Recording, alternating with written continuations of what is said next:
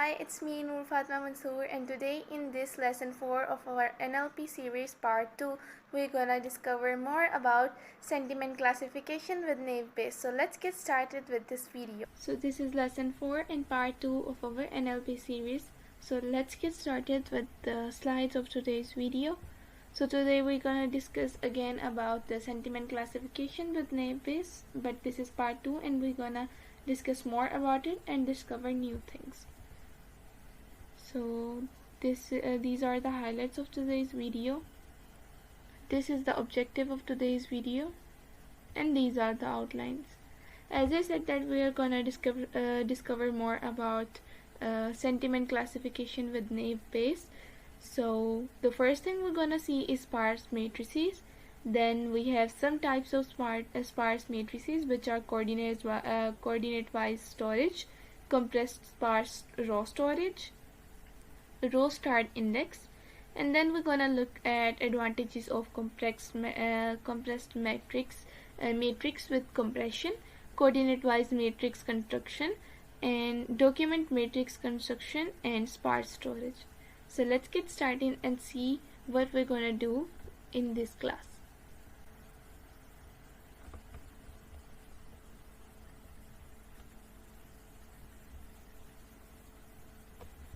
So today we're gonna start with exploring the sparsity of a term document matrix. So this code, as you can see here, is about I made a table in it that holds like how often words appear in documents, and like it finds out how many words are used, like not counting zeros, and how much of the table is empty. I mean sparsity. So then it tells you the counts and emptiness level of the table. So you can see here only 1,12,413 of the 48,12,800 elements in the document term matrix are non-zero. The sparsity of the document term matrix is 0.97 and the other value. So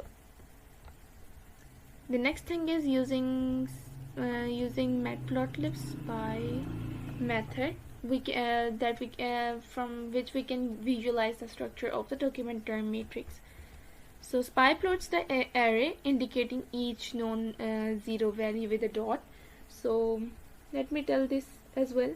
So here I just plotted a graph. So this code creates a visual picture of the term document matrix. It draws a plot where each point represents a cell in a matrix. Here you can see the points. So if a cell has a value not zero, it's shown as a small dot. So see here, a lot of dots, like we can't even see that. So it's shown as a small dot. Then the plot size and shape are adjusted to match the matrix size. Then the plot is saved as an image. You can see here doctermmatrix.png file with high quality. After this we will see about sparse matrix representation. So when you're coming up with a vocabulary as you are doing tokenization for a document, so as I mentioned earlier, you could set a parameter saying I want to have only words that show up at least 3 times in my corpus. Or you can also set a maximum number of words you want to have, or maximum number of tokens. So in this case we have 6,000, as you can see here, 6,000. So 6,000 most common words, but that's another way of cutting down the size, because we have here 19,000 unique words that has cut down to 6,000. So when talking about a matrix, it uses tons of zeros. I also mentioned a picture here. Yeah, you can see it uses really tons of zeros, so it will be taking a lot of space, even though those zeros are not valuable, not having informative data, but still it takes a lot of space, and a matrix with a lot of zeros is called a sparse. So Yeah, and the opposite of that, so the matrices that don't have many zeros are dense. So in sparse, if you can save a lot of memory by just storing the non-zero values and not storing the zero values. Here, see this picture. This picture is about like sparse matrices often show up like in PDE problems, and you will kind of get these representations sometimes. This type of representations.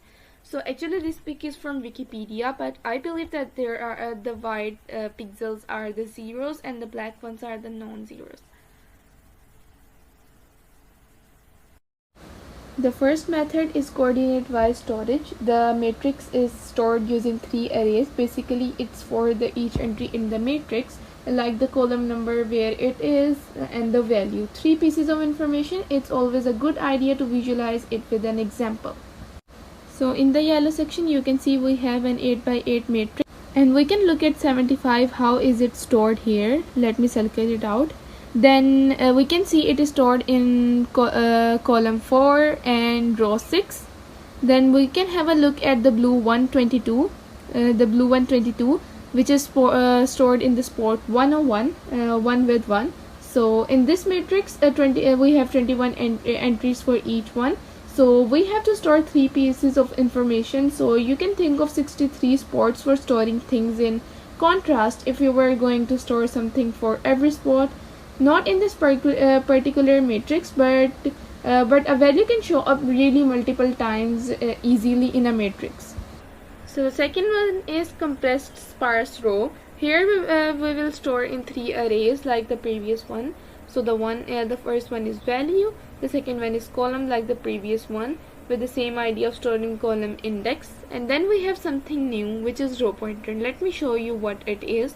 So row pointer is this one. So this is something which is going to tell us whenever the row index increments 1, and as a result this row pointer array is able to be like much shorter than the others, only the length of 9 you can see here.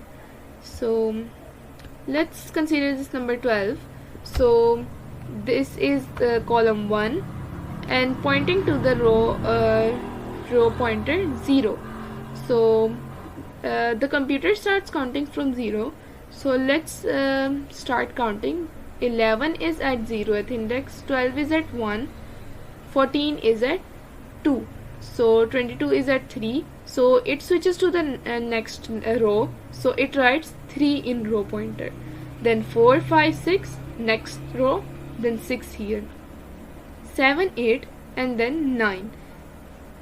So 9 for the next row, then 10, 11, 12, 12 for the next row, 13, 14, 15, 16 for the next row, 18, 16, 17, 18 and then 19 for the next row, and then so on if it had like more elements. So let me explain what actually CSR, compressed sparse row, is. So actually CSR is a matrix storage format in NLP that efficiently represents sparse matrices by storing non-zero elements along with their row and column indices. So to really understand CSR format, we need to be able to know how to do these two things. So first is to translate a regular matrix A into CSR format, and the second is to reconstruct a regular matrix from its CSR sparse representation. So here I will be sharing you how to do these things. So the first, as we know, is translating a regular matrix A into CSR format. So this is done by implementing the definition of CSR format given above.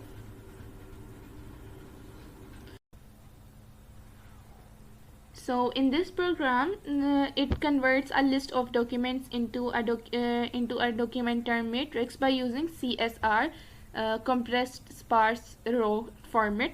So it actually counts token occurrences in each document and compiles the value and compiles its value and column indices, and creates a row pointer for efficient storage. So the output is a sparse matrix in CSR format representing document term relationships. So here is the code, you can see it. First it is iterating through it. We have some initializers, arrays, initializing arrays. So then we are implementing the logic of it. After that, okay, so the next thing was reconstructing a regular matrix from its CSR sparse representation. So given a CSR format sparse matrix representation, values, column indices and row pointer of m x m into n matrix A, how we can recover A. So here is the code about it. So this code defines a function to convert a sparse matrix into in CSR format. So given its columns, given its values, column indices and row pointers, back into a full matrix. So it just iterates through each row, extracts its relevant values and column indices using row pointers, and then populates a full matrix with zeros elsewhere, finally returning the full matrix representation. You can actually run this code after. So yeah, the next thing I want to tell you is row start index, which is the type of the formats that I told before. So let's get started with it.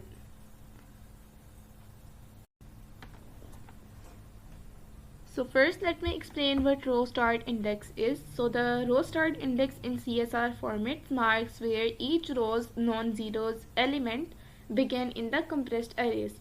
So here it started counting from 1 to just keep the track. So here you can see like that thing, 11 starts with the 1, so we are starting the counting with 1. So 11 at 1, 12 at 2, so 1 2 3 4 and then 5 in the next column, and then we can see 6 and 7 is also mentioned here. So it is like just keeping the track of the numbers when it switches to the next row. And the next thing I want to show you is, let me zoom it out, okay, is different types of sparse matrix compression formats. So there are actually a lot of sparse matrix compression formats, as you can see here. The only ones I showed and we were talking about is the coordinate format, because I would say the most intuitive, and it is the most intuitive, and the bunch of others are like you can explore them. So these are some you can see here: CSC, compressed sparse column format; DNS, which is dense format; ELL, LPAC, 8PAC, generalized diagonal format. So these are the other formats, you can also explore them.